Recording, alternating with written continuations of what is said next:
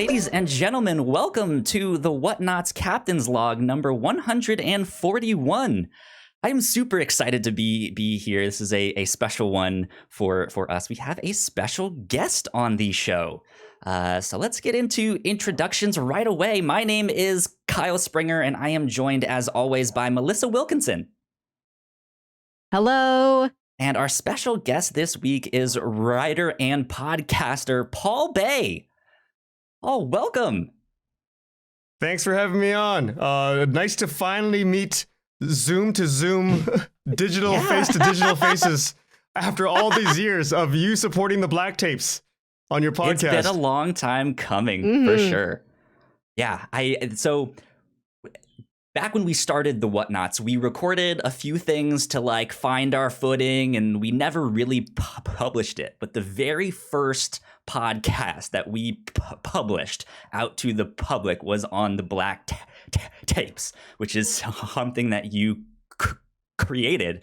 And we covered it multiple times. We've looked at. I've looked at tennis, which was another story from Pacific Northwest, and we covered Marvels that you've worked on. So your name has popped up multiple times here on the Whatnot. So thank you for stopping in. No, this is my pleasure. I've been looking forward to this since we connected online about you possibly having me on. So it's my pleasure. Absolutely. So we know some of the stuff that you've worked on and who you are, but let's take a step back for people who might not know. Who are you and what do you do? So I am Paul Bay. I am former youth pastor, former high school teacher, former stand-up comedian, former television host, former actor, turned podcaster. Wow. Because I was not good at any of that other stuff, so I had to keep trying to, you find your thing eventually. My friend Terry Miles and I. So you mentioned tennis. I have no involvement in tennis except for Terry created tennis on his own without me. This wonderful series, if you haven't listened to it, it's incredible. Cosmic horror, the whole thing.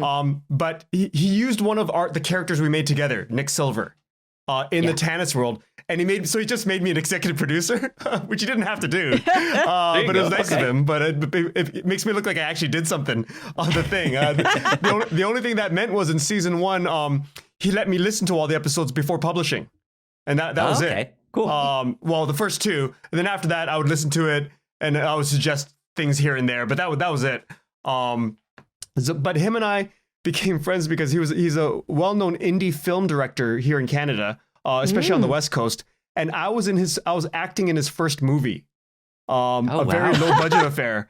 And so we became friends from that. And then one day he knew I wrote, and he said, "You want to write something together?" And I said, "Sure," because he was between movies. He had like a 2-week break, and he writes very quickly. So I had to catch up to his speed. And so he goes, "Give me your 5 best ideas." So I gave it to him. And I had one about an 80s arcade. I had another one about a high school. But I had one called The Black Tape, just tape singular, about a ghost hunter who doesn't believe in ghosts. And he's got one mysterious cassette. And it was supposed to be the first of 3 trilogies. And Terry's like, "Let's write that one." We wrote that in 5 days, the full screenplay. Wow. I did the action lines and the action, and he filled in the dialogue. Next thing we knew, we had 110 pages screenplay. And so he gave it to his agent.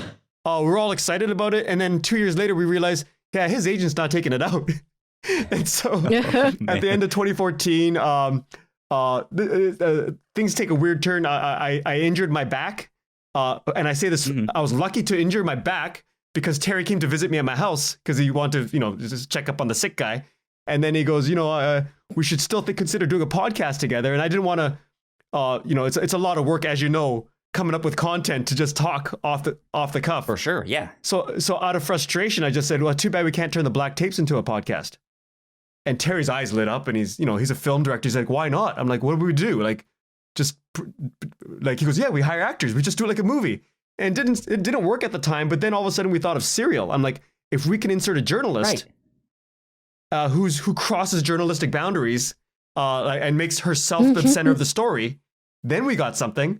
And then Terry's like, let's do it like War of the Worlds. And I'm like, I was totally on board with that idea. Like, if we do the War of the Worlds thing with our actor friends, they're all our friends. They sign on. They agree. Like, let's just pretend it's real. And that's what ended up happening. And that's wonderful. and it became the Black Tapes all of a sudden. Yeah. So it was just accident after accident because his agent wasn't doing his former agent wasn't doing the job for us.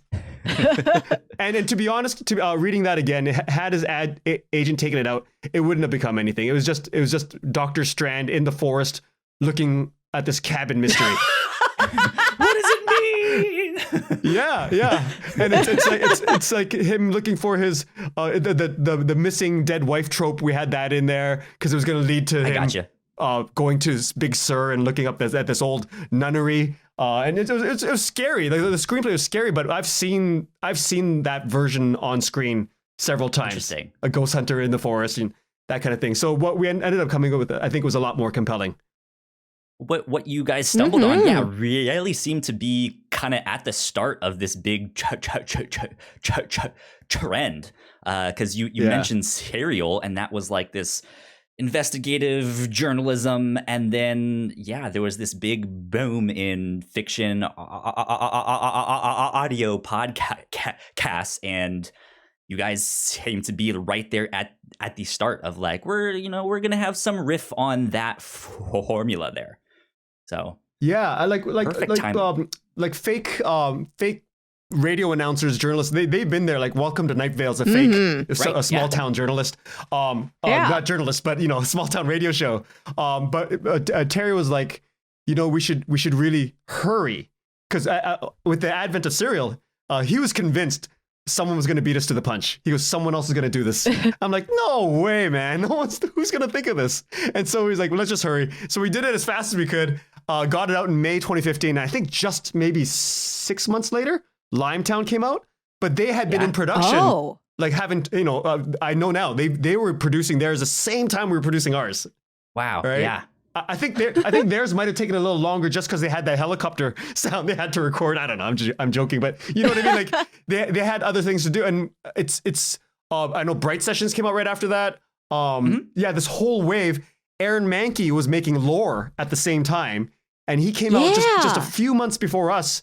And so I don't know if you remember this, but in the first year we came out, 2015, Alex Reagan, our fictional journalist, in character interviewed the real Aaron Mahnke about his new novel. Yes. That's awesome. Yeah. He was trying to grow Lore. We're trying to grow the Black Tapes. So we sort of came up together, and it's that class of 2015 is quite strong, but we were really lucky. Like we were very, very lucky. Yeah. It's just luck and timing. Like that we just happened to be looking to make an audio drama at that time when Serial came out.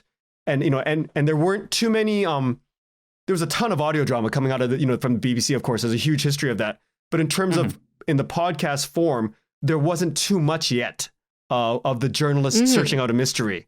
And so there's a handful of us, a half dozen or maybe a dozen, who got really lucky that there was an audience starving for that kind of content, and we happened to fill it. If we were to put out the Black Tapes now, I always say I don't know how well it would do.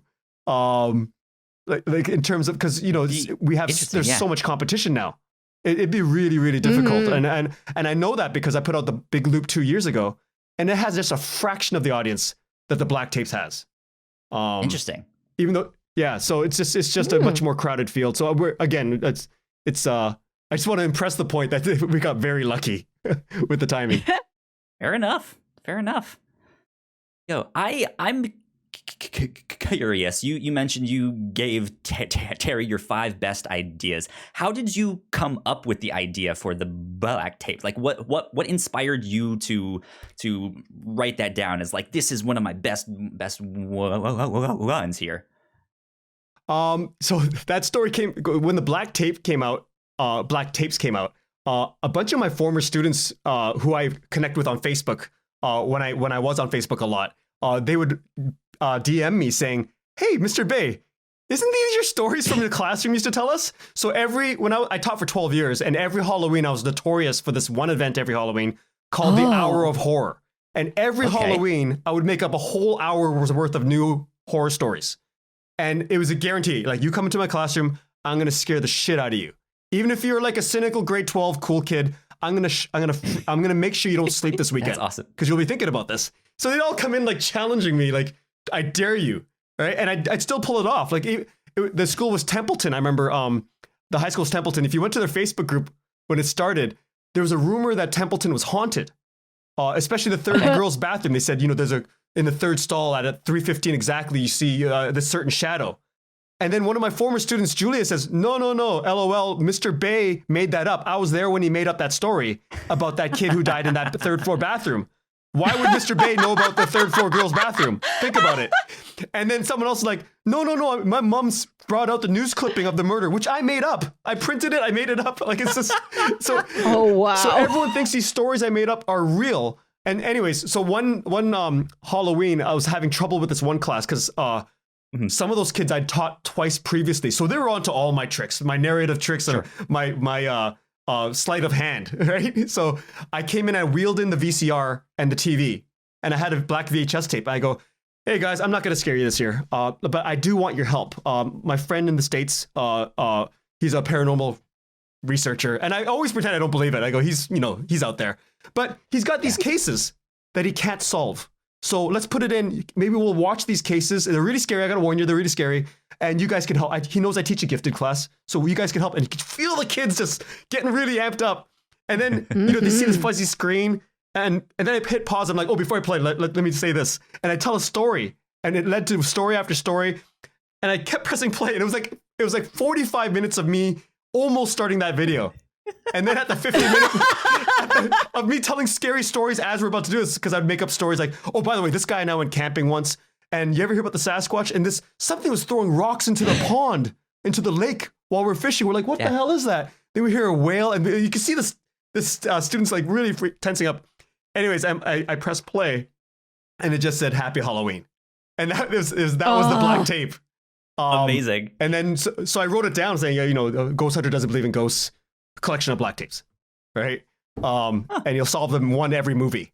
And then when Terry said, but Terry almost wanted the arcade, an 80s arcade story. Right? About a bunch you of would have liked that one.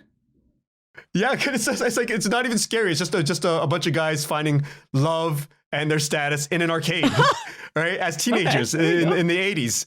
And then he's like, oh, that sounds really funny. I'm like, yeah, let's do that one. And he goes, but the black tape, I keep coming back to the black tape. I'm like, okay, let's do that one. So thank God we didn't do the arcade one. I don't think comedy was a big thing in 2015 in audio drama. Not so much, no. Yeah. Melissa, I think you would have liked that arcade one, especially with your knowledge of Polybius and stuff like that. So. You just got to combine the two and just do a fake true crime podcast entirely about Polybius. And you're all set. Yeah. Good stuff. Well, let's move on a bit to The Big Loop. That one is one you went on to create, I believe, by yourself, right? You wrote and did all of that stuff. Yeah, so I've not heard all of that one. I've jumped around a bit and I've listened to some of those, but those ones are fantastic too. What was the idea behind that one, and what made you want to pursue that story, or those stories, I should say? Yeah, so that came out of like I said, I always keep a list of stories. Terry's like, give me your best ideas. So I looked at my list one day, and I had and Terry had been bugging me because he went to do Tanis, he went to do rabbits. And he's like, it's your turn, buddy. Like, why don't you put out one of your podcasts? And I'm like, that's a lot of work to do, Mom. I don't want to have to do what you do with all the technical stuff. I don't want to do that.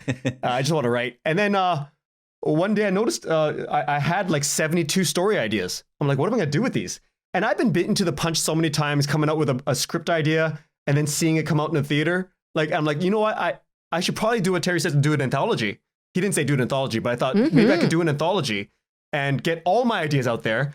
And my financial, the financial structural idea, the hope would be that movie companies, production companies would approach me and ask me for individual episodes to turn into movies. Interesting. Right? So if I sell even one, that's more money than a season of Black Tapes in terms of profit, right? So just letting you know, we didn't make a lot of money off that. So I thought that's a good idea. So I did that. And then it happened. Like a TV network came in, and it was in development for 2 years.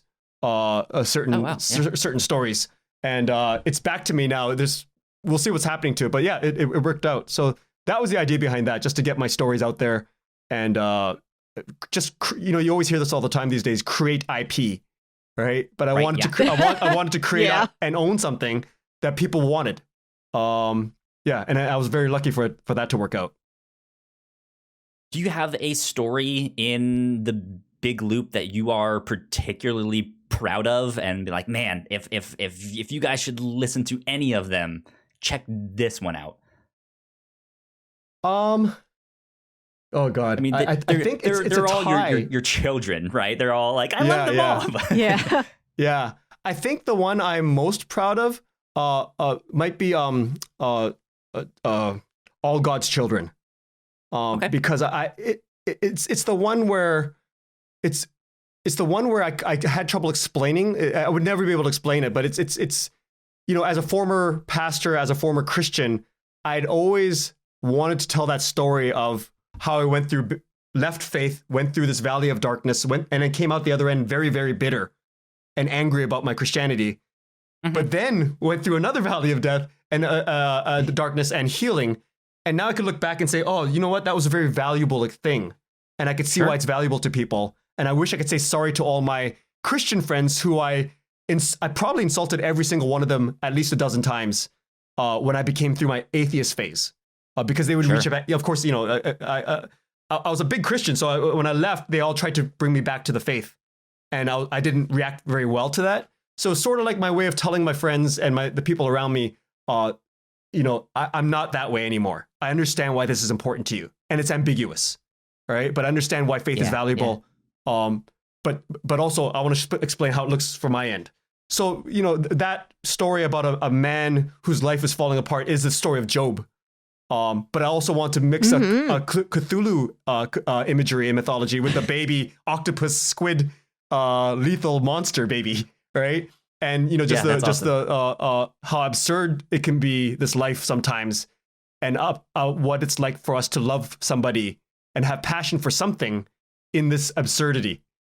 So that's the closest I've been able to capture that feeling, that episode. Interesting. It's not the most popular episode. That's the episode that confused the most people. They're like, what the hell is this?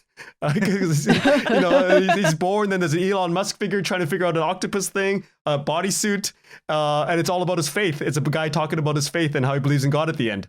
But that's fascinating. Yeah, so that's the one I'm most proud of. It's because I would not be able to tell that story. That's the one when a production company asked me, how would we do this? I'm like, I don't want that as a movie or TV show. I just want to keep it as an audio drama. That's the one you can't touch. So yeah, that's the one I'm most proud of. There you go.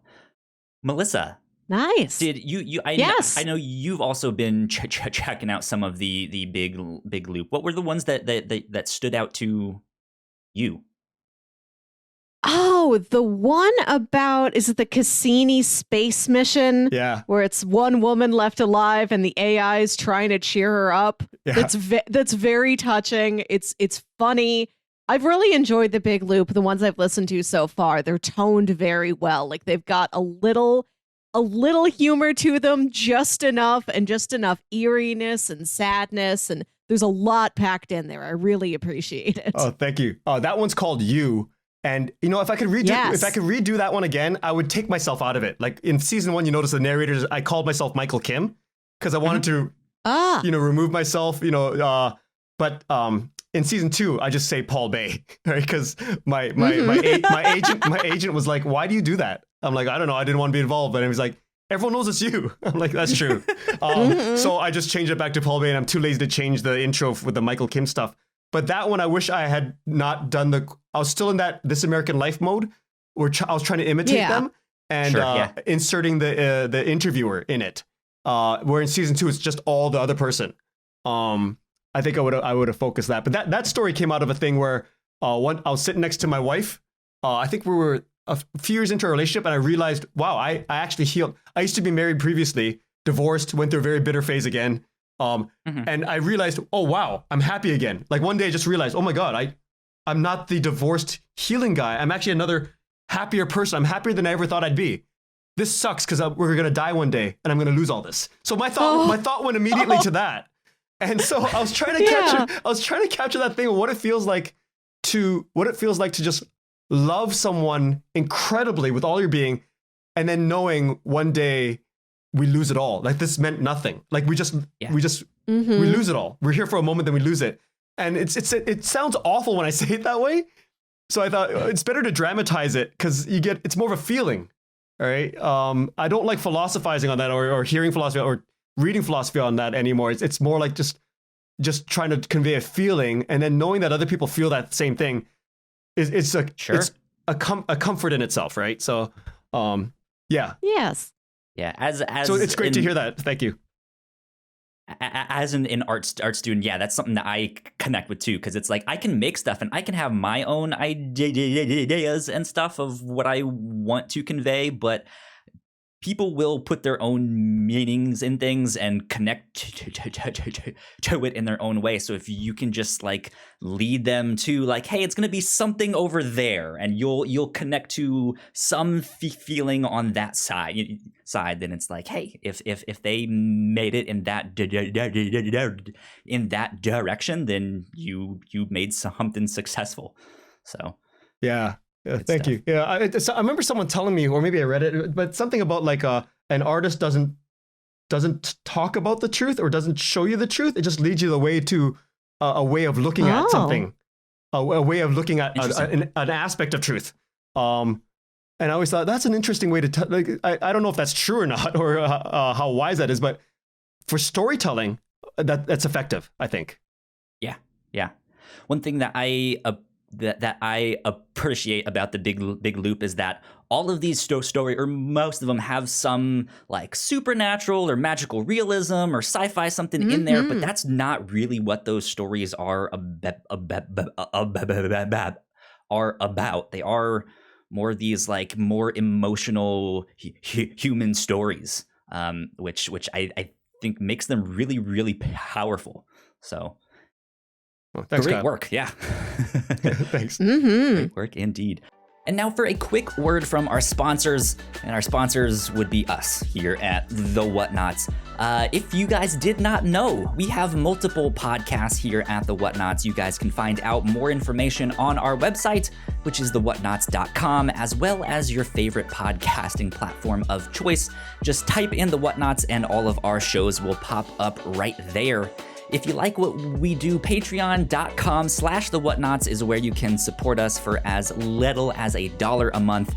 We have a $3 section with all kinds of exclusive content. And be on the lookout for our next one. We are creating bingo cards for one of our other podcasts, which we are hoping to gamify a bit. So we're coming up with a bunch of movie and TV tropes and comic tropes to fill in those squares. And as we cover a bunch of movies and TV shows, we'll be playing bingo with those. I think it should be a lot of fun.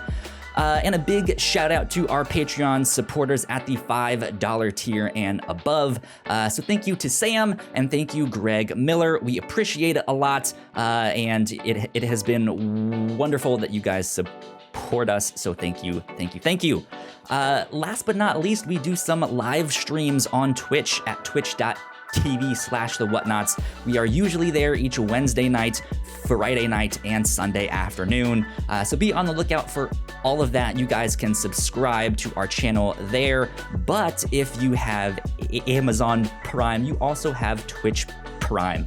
You just have to link your accounts, which is super simple, and then you get a free subscription to give out each month. And we would love that to be us here at The Whatnauts, because that means we can make bigger and better content for you down the road. But that is about it for housekeeping and all that sponsor stuff. So let's get back to the show. Do you have any more stories for the big loop that you're working on or are coming down the road? I'm so busy with the TV stuff now, and I'm in that world, and that pays the bills. So it's really hard. And the other podcasts I'm working on, it's really hard for me to find the time for the big loop.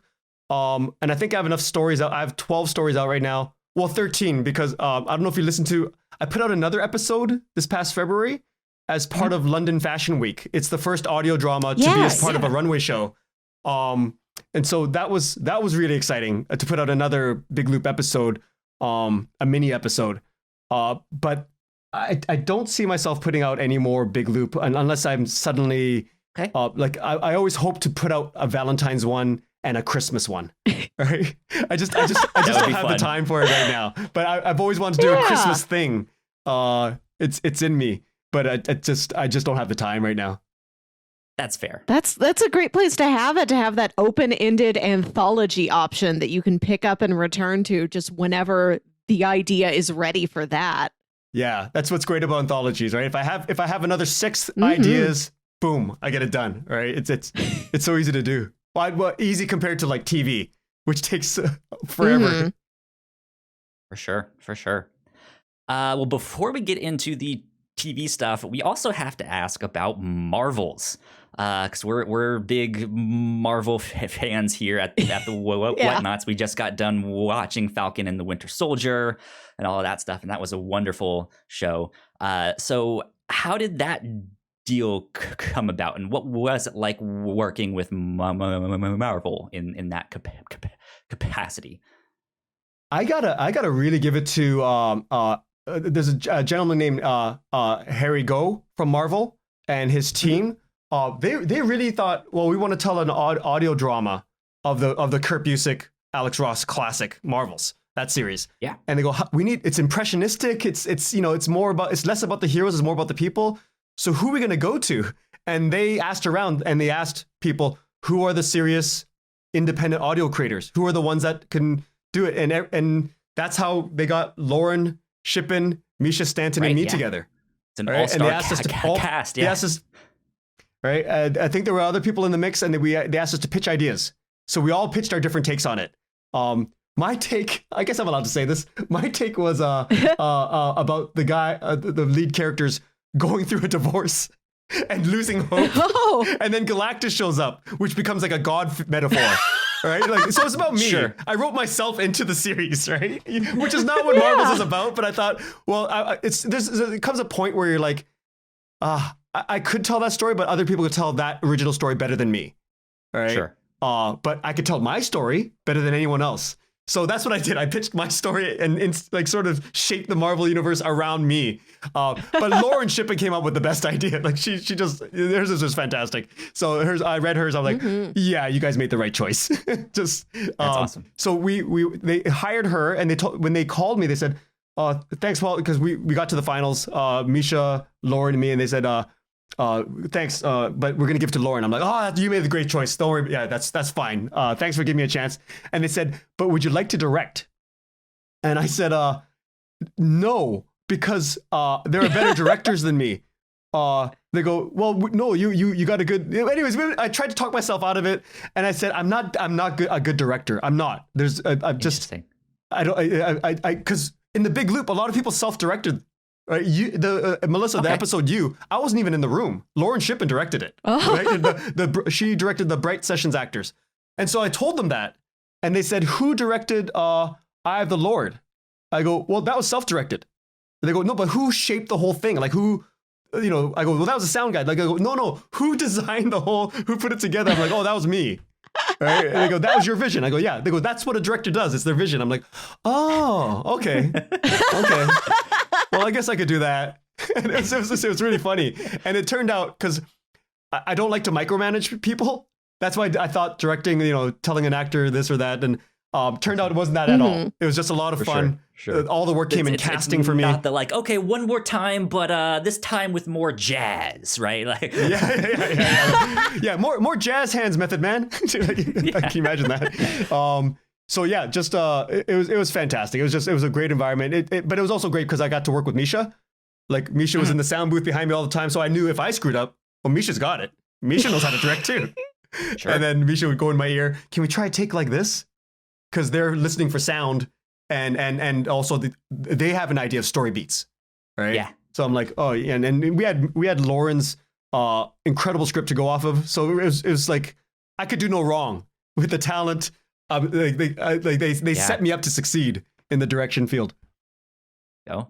How hands-on was Marvel or Disney in that process? Did once they signed the deal, did they just kind of let you guys go and do your thing, or did they say certain things were off limits or change things or? Well, the script part, they were very like any Marvel thing. The script was very hands-on, like very hands-on, and Lauren had to like you get the notes process. It's like TV, you get the notes back and forth. So that was quite laborious, I think, like any big studio job. And this is pre-amalgamation with Disney. Pre-amalgamation with Marvel Studios. So we were working for Marvel Entertainment in New York, not Marvel Studios. Gotcha. So the comic division and the movie division was separated at that time. They brought them out all underneath Feige, I think a year later or a few months later, after we'd finished. Which is probably good because I got along when it came to the direction part. I got along with the producers, Harry and their team, so well that they were in the studio every day, like every minute they were there, like watching. But it wasn't like they're watching over my shoulder. I'd look back all the time. They're smiling. It was just like having a buddy. Like they're just enjoying it. Good. Right? And I'm looking there going, they're paying you for this. And so it was a lot of fun. It's I like to think I made it fun for them. But free lunches, that kind of stuff. It was just they were very hands off with it for the direction part. What's funny, as I'm saying this, I'm feeling sorry for Lauren then because she basically did the hardest part. All right. In terms of notes. Misha also had a hard part because Misha had to listen to the studio notes on the sound and me. So Misha was getting it from everybody. Where me, I was not getting any notes. I have to tip my hat to Misha. I mentioned this when we covered Marvels on the Review Show, which is another podcast that we do here at the Whatnots. That they made the Invisible Woman sound invisible, and I was just baffled. Like how do you do that? And they nailed it. It was wonderful. I was just like, this is amazing. Yeah, and it's weird because when we're trying to come up with sound, like Misha and I had to work closely together before we started recording. And Misha's like, "What do you want the Silver Surfer to sound like?" And we had the pages. I remember going, "I want cosmic shimmery." Right? And then, what do you do with that? Like that's the writer director line. I go, "I want cosmic shimmery," and Misha's like, "Okay." But Misha's like, "I gotcha," and would send me 3 sounds.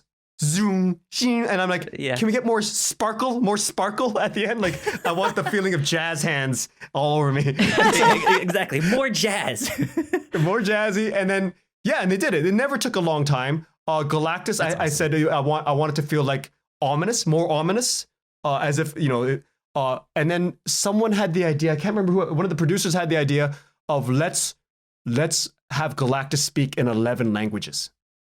Like a bunch of languages. We'll need an actor that can do all that, or at least fake it, and then layer it on top of each other. Because in reality, if a Galactus being came down, everyone would hear them in their own language. Sure, yeah. So we had it in 11 languages. That actor had to do it so many times, and he was so good. He was incredible, right? And then and we picked the languages that were common in New York at that time. Like that's how much detail we went into. Interesting. I don't think I realized that that's what you guys did with that. Yeah, you can't hear it, but it has that effect. It has that effect of being global and a global threat when it comes out. And that comes down to the actor, really. And then with Invisible Sue Richards, it was just talking about how we need her to be present, but feeling ghostly, but not ghosty. Right? So what do you do with that? It takes someone like Misha, who's a genius, to take that and go, I know what you're trying to say. All right, because director language is always very, very vague, very ephemeral, and Misha has to take my feeling, like I have to mode it the way I am right now, and Misha takes the way what they're hearing me say and the way I'm saying it, and then puts it into sound, and that is a rare skill to have, right? So again, knowing I had Misha behind me from the recording all the way to the end product, I was set up to succeed on that. Like there's no way I could have failed. That's wonderful. Melissa, I think you had a question about the future of audio drama stuff that you wanted to ask. Yeah, kind of going back to what we were talking about at the beginning with Black Tapes being one of the forefathers of the modern audio drama movement, as we've come to know it. How have you seen audio dramas grow? Where do you think they're going to go in the future? Do you think they are still as strong as they've been? I know it's something I've never let go of. I'm always excited for a new audio drama. Yeah, I'll be honest. I really don't know where it's gonna go. I like seeing. What I do enjoy seeing is people finding it as an outlet to create things, right? So you have actors who don't get a chance to go up on stage. There's all these mini gates in every field, right? Like not so much. There's purposeful gatekeepers and purposeful gatekeeping. Like when I say purposeful, they mean to gatekeep. It's on purpose. But then there's these small gates, like smaller little barriers to entry. Whether it's like, I hear people say there's a low barrier to entry for podcasting, which is true compared to TV. But it's just it's a lower barrier to start, right? But it's still a huge barrier for success or to even be heard. And a computer is not free, and the microphone is not free. All these things cost money, and Wi-Fi, all that stuff. Everything costs money. I know that pain. Yeah, yeah. You got that. You're trying to pay the bills. You want to respect everyone's talents. You want to pay everybody. Like I know every audio drama I see some incredible audio dramas, and I find out they're not paying anybody because they can't. They just can't afford it. So everyone's doing it for free out of passion. I'm like, in an ideal situation, everyone would find a way to get paid. We'll see how this Apple thing, the way they're doing these, the payment system now. We'll see how that the freemium or premium. We'll see how that works out. I don't know. But I think Spotify just mentioned today that they're starting the same thing. That they're doing subscriptions and stuff like that. So yeah, and there's I don't think they're taking anything out of the creator's pocket for that one. We'll see how that goes, right? Oh, wow. So. Okay. Interesting. So we'll it's hard because I'm not a purist. I'm not an audio drama purist. I someone who openly admits that I created my first audio drama to bring attention to our screenplay, right? And then we ended up with an NBC deal, right? And it's still Black Tapes is still going around Hollywood. We're still trying to find a big time showrunner to put it on. That's our goal, to put it on TV, right? Secret goal inside here is to finish off the rest of 6 more episodes. We'd have 6 more episodes of the Black Tapes, and it would complete the cycle. But we'll see. I think there's people like me who create audio dramas for IP. So you have a lot of Hollywood writers coming in, tons of them, with ideas that they can't pitch to the networks yet or movie studios. So they create an audio drama and they take it back out there. But then you have audio drama purists who do it just for the love of it. Like they're not even thinking about the next stage. I've met so many of them and they're like, okay, Paul, can you help me? Because I never even thought I'd get here. Now I'm here. I have agents knocking on my door. What do I do? And I'm glad I can use my knowledge to help those people. Like I like helping those people who suddenly, because they get taken advantage of all the time. But apart from that, I have no idea. If you're happy just creating things with your friends, or if you think of your project as a small community theater, and you're gonna entertain handfuls of people, like 25, 100 people at a time, and you're very happy with that, that's great. But if your goal is to make money and pay everyone equitably, that's a tough call. I don't know what the landscape's gonna be. There's so much. I will say this: who successfully creates a dramatic comedy, like just comedy, not sitcom-y, but an actual comedic audio drama, because it's so hard to do, a scripted one, they're gonna kill, right? Like right now, a lot of the ones that are super funny are over the top, like they're not realistic characters, and I love those ones, right? Like This Sounds Serious, is a parody, and it's perfect. It's pitch perfect. Wooden Overcoats is hilarious, but it's over the top. Everything's over the top. Whoever can nail something like Veep or Curb Your Enthusiasm, that kind of thing, they're gonna find it. Someone's gonna find that winning formula. That's the only prediction I could make about the future of audio drama. It's very narrow, but that's all. I'm not that smart of a guy when it comes to this. No, that's great. Good stuff. Well, I look forward to finding that show someday. Yeah, absolutely. It might be out there. I don't even know. I might not know about it because there's so many audio dramas. Yeah, that's the wonder of audio dramas, is that there's some big ones that you feel like most people in this community have heard of, but then you're always stumbling across something you've never heard of before. It's just like a rabbit hole of just the right like podcast. If you like this, you might also like this recommendations at the bottom of the page, or like somebody follows you on Twitter or your friend mentions something. It's a stroke of luck to like make a podcast and then to find it as an audience member once it exists. Yeah. Absolutely. You mentioned TV stuff and writing for TV. I'm not sure what all you can talk about because I know there's a bunch of NDAs and stuff like that. But what has that experience been like for you? When is this going up on your channel? This will probably go live next Monday, which is I think that's at the start of May. Let me think here. Yeah, May 3rd. Yeah, May 3rd. Okay, I'm gonna have to keep it vague then, just in case the press release doesn't come out in time. So I do have a press release coming out for something I sold to a major streamer. It's an original idea. It's not based on an IP. It's sort of based loosely on my life, a dramedy with some big what they call auspices. There's big names attached. So this is the first one I've ever done with big names attached. So it'll that thing will come out. That's interesting because it was like a throwaway. It was my agent's idea. It's not something I came up with. My agent came up, like, he knew I did something, and then he called me about it. And he said, "Is this you?" I go, "Yeah, it's me." And he goes, "Why aren't we taking this out?" And I'm like, "We could take this out?" He goes, "Yeah, we could take this out." And next thing you know, I'm meeting this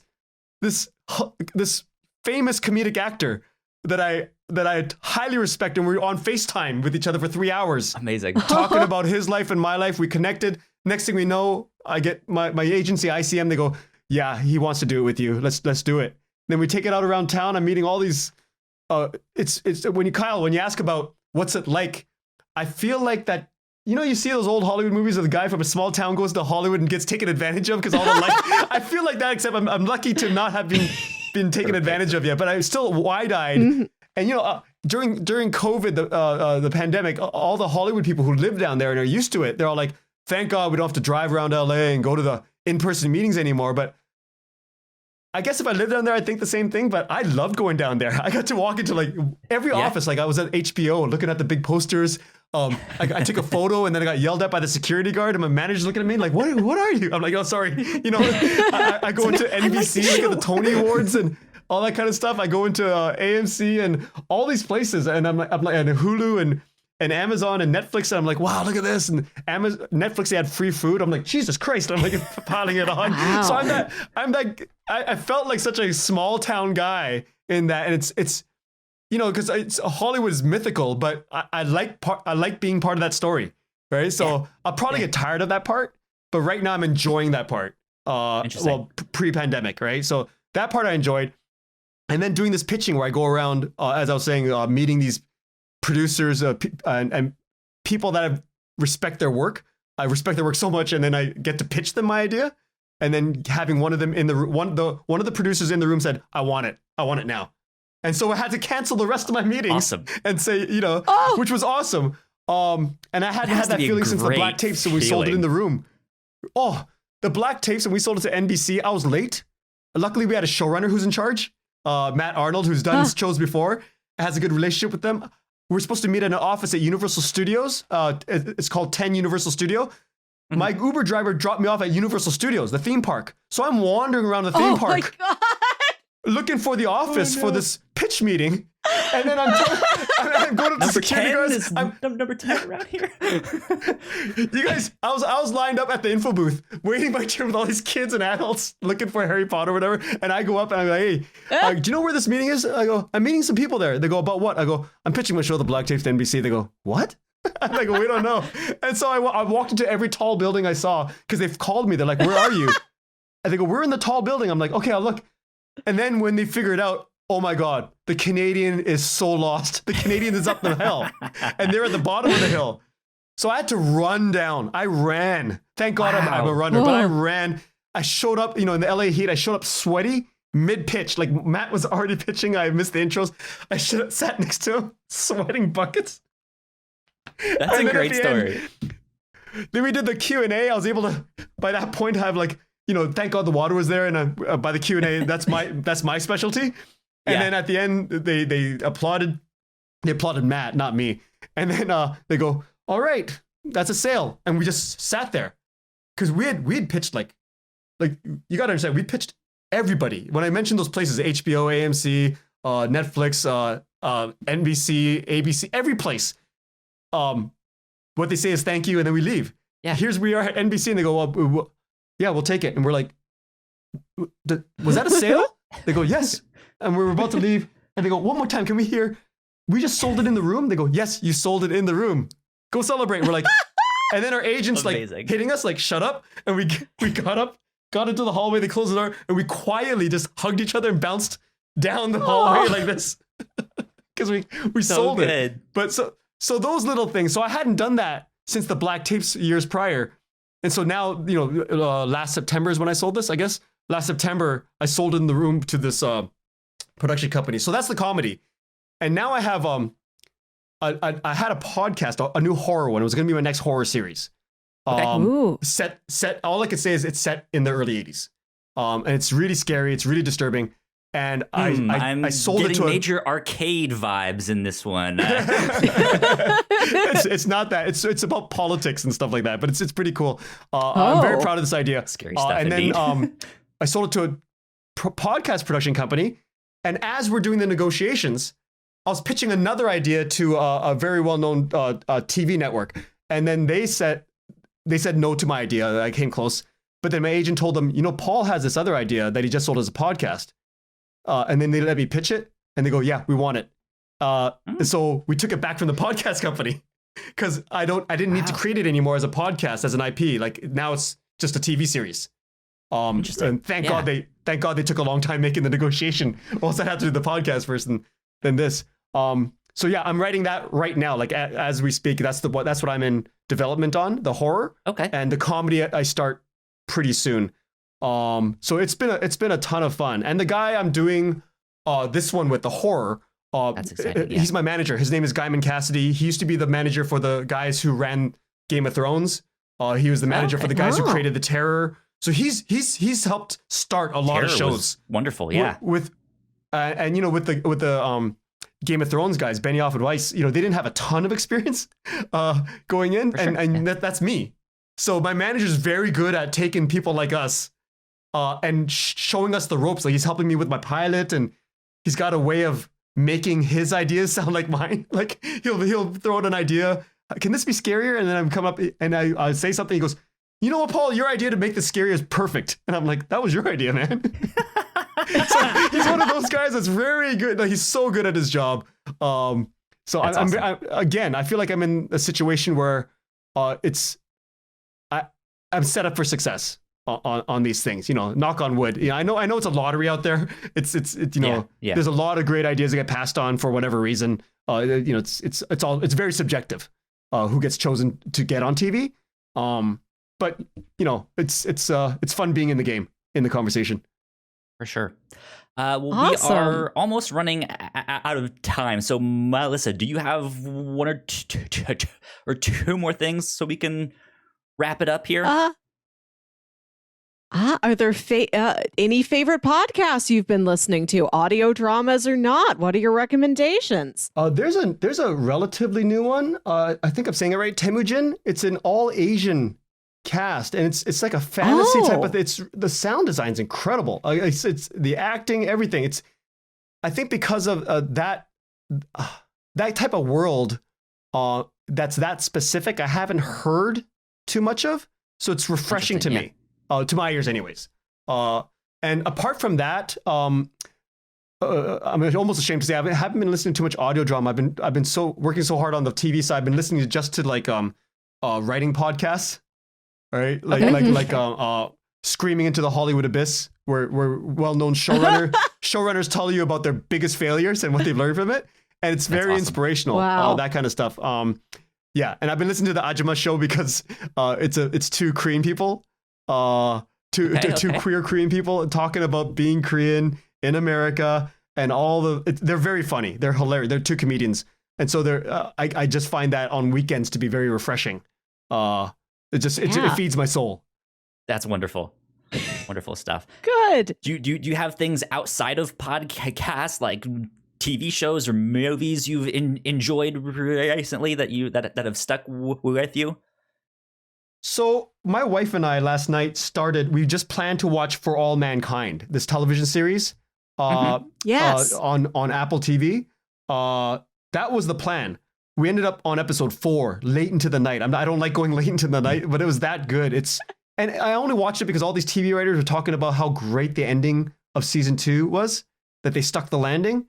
And not to point fingers at myself or anybody else, but sticking the landing on a series is very important to me. For anyone that does it, I highly, highly respect. So I wanted to get there, but man, what a series so far.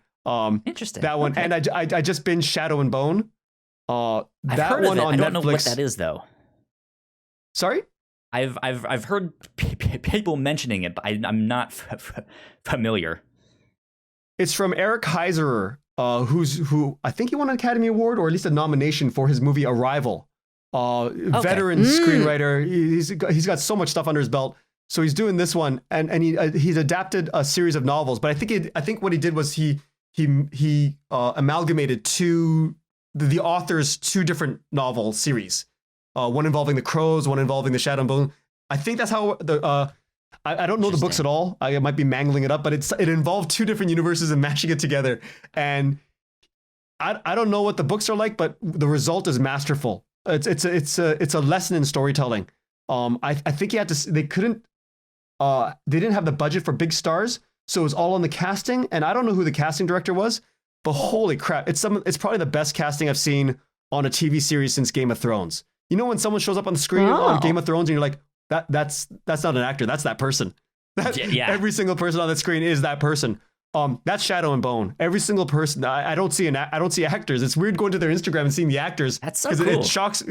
That's how good they are. Every single person on that screen is just everyone's so good. The costuming, everything, storytelling, and Heiser. I looked up the writers. They're so diverse. And Heiser in interviews talks about how he's not doing it just to be diverse. He's doing it because he wants better storytelling.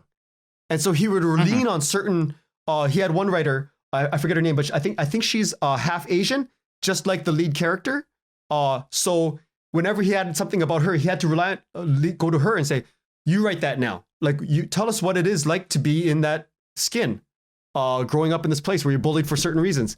And he was very open about that. So it was very inspiring to hear a major writer talk like that about how he's not using diversity as a label, as a badge of honor to get into the trades. Like it's something that you have to do if you want to tell stories now. Yeah. Mm-hmm. Right. And I would bring that into audio drama. Audio drama. That's something. The great thing about this wave of audio drama is that there's more diverse storytelling, which I didn't get a chance to talk about. Right. In hindsight, I wish I used, because Terry and me is it's a white guy and an Asian guy making the black tapes. I wish in hindsight I had brought in more of me, like Asianness into the story. I didn't even think of that. Because pre-black tapes, as someone who wanted to get into Hollywood, I've always written from a white vantage point, like the mainstream vantage point. Because, if I have Korean stories, no one wants to hear it. Before black tapes, that era. But then a whole bunch of things started happening where people want to hear diverse stories. I got to do that in The Big Loop, but I think in hindsight, black tapes would have been a bit more vibrant had I, because you don't know the lead character in black tapes, Laurie Henry, she's half Chinese. I should have brought that out. I don't, it just didn't even enter my head to do that. It didn't enter Terry's head, didn't enter Laurie's head or Christian's head, our lead actors. We never even thought of that. Because so pre 2015, that's where our heads were at, like the culture. Like, we tell these stories and the default is the white character. It's fascinating to me that a Korean guy and a half Chinese woman didn't even think to do that. Interesting stuff. And it's no one's fault, but maybe mine. I should have There's pushed always on something that. though. What? There's something like I just wish if I went back and did that one thing, maybe I would have done it this way, So Yeah, if I had this lens back then, right? But I know that now. So that it's a powerful tool for storytelling. Good stuff. Mhm. Paul, thank you so much for giving us your time and joining us here on the podcast. Where can people find you on the internet? On Twitter and Instagram, it's at Mr. Paul Bay, just Mr. Paul Bay, and biglooppodcast.com and theblacktapespodcast.com, or wherever you get your podcasts. There you go. Good stuff. Good stuff. And Melissa, where can people find you? You can find me on Twitter and Instagram at Wilkywit. That's WILKYWIT. And listen to my other podcast, Saturday Morning Obscurities, where me and my brother Jams talk about weird old kids shows you feel like only you remember. Good stuff. You can find me at Kyle Springer on Twitter. If you guys want to stay up to date with all of the shows that we do here at the Whatnauts, we are at the Whatnauts on Twitter. So go like, share, subscribe. You guys know the deal with all of that stuff. And that wraps us up for this week. We will be back next week. So once again, thank you, Paul. This has been a blast. Thank you. Yeah, Thanks so much for having me. indeed. Bye, guys. Bye.